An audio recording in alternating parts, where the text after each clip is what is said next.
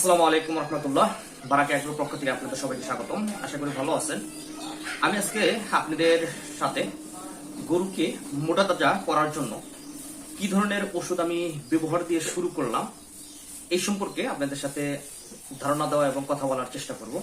আপনারা যারা নতুন আছেন তারা আমার মতো করে চিন্তা করতে পারেন অথবা এভাবে আপনারা শুরু করতে পারেন।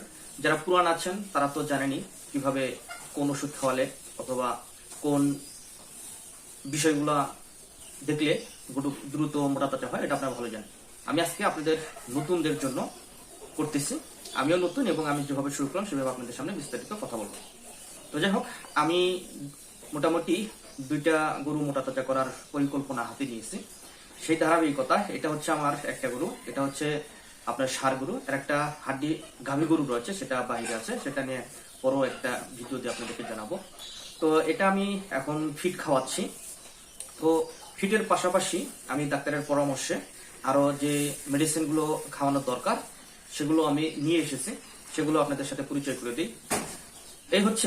এটা হচ্ছে একটা সিরাপ জাতীয় মেডিসিন ওষুধ আর কি। এটা আপনার গরুর মাংস বৃদ্ধি করতে, রুচি বাড়াতে সহযোগিতা করবে।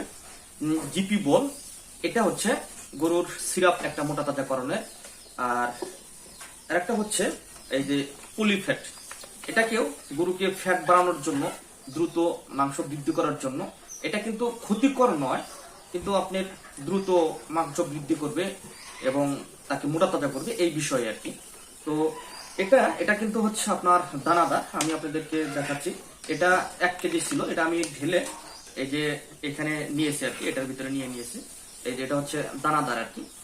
তো এটা আপনারা নিয়মিত যদি 1 মাস গরুকে খাওয়ান তাহলে খুব ভালো একটা রেজাল্ট পাবেন আশা করি।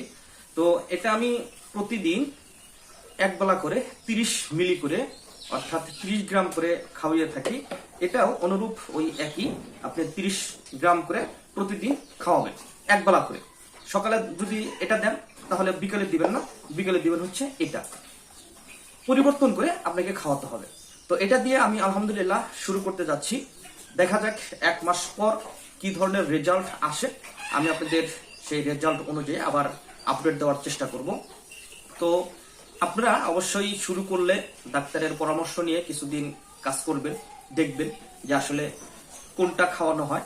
আমি এটা খাওয়ানোর পরে যদি ভালো রেজাল্ট পাই তাহলে আর অন্যটাতে যাবো না, আর যদি ভালো রেজাল্ট না পাই তাহলে আমি পরিবর্তন করতে পারবো।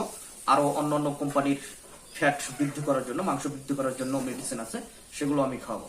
তো ঠিক আছে, আমার জন্য দোয়া করবেন, আমার নতুন যাত্রার জন্য দোয়া করবেন। আল্লাহ যেন আমাকে সাহায্য করেন। আমার বিস্তারিত আপডেট আপনাদেরকে দেব। অবশ্যই আমার সাথে থাকার জন্য আমার চ্যানেলটি সাবস্ক্রাইব করে অথবা ফেসবুক পেজটি ফলো করে আমার সাথেই থাকবেন। ভালো থাকবেন, সুস্থ থাকবেন। আল্লাহ হাফেজ।